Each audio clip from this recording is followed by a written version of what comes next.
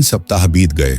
जब राजा को यह बात पता चली तो वे गहरी सोच में पड़ गए, क्योंकि वे राजकुमार के जिद्दी स्वभाव से परिचित थे।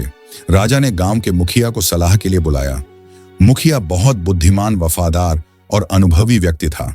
उसने सलाह दी, महाराज, इस समय राजकुमार को रोकना उचित नहीं होगा। यह जवानी की जिद है, उन्हें अपनी मनमानी करने दीजिए। 2 दिन उस धोबी की बेटी के साथ रहेंगे तो उनकी अक्ल ठिकाने आ जाएगी। फिर आप शौक से उनकी शादी किसी राजकुमारी से करवा दीजिएगा।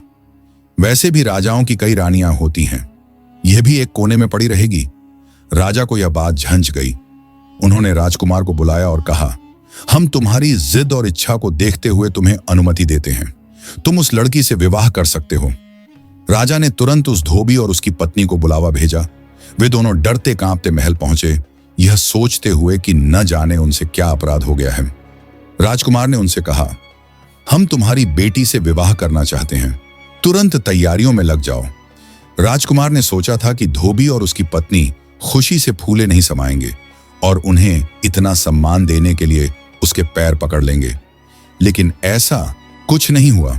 इसके विपरीत वे दोनों गहरी सोच में पड़ गए। फिर उन्होंने कहा, राजकुमार, यह हमारी खुशकिस्मती है कि आपने ऐसा सोचा, लेकिन हम अपनी बेटी से पूछकर ही जवाब दे सकेंगे। यह सुनकर राजकुमार को बहुत गुस्सा आया। एक तो वह इस मामूली धोबी का इतना सम्मान कर रहा है, उसकी गरीब बेटी से शादी करने को तैयार है, और यह धोबी कह रहा है कि बेटी से पूछकर बताएगा। लेकिन मामला दिल का था और उसे उस लड़की से प्यार हो गया था, इसलिए उसने धोबी की यह बात बर्दाश्त कर ली। फिर भी उसने धोबी को साफ चेतावनी दी, हमें इनकार सुनने की आदत नहीं है। अगर मना किया तो मैं तुम्हारे पूरे खानदान को जेल में डलवा दूंगा।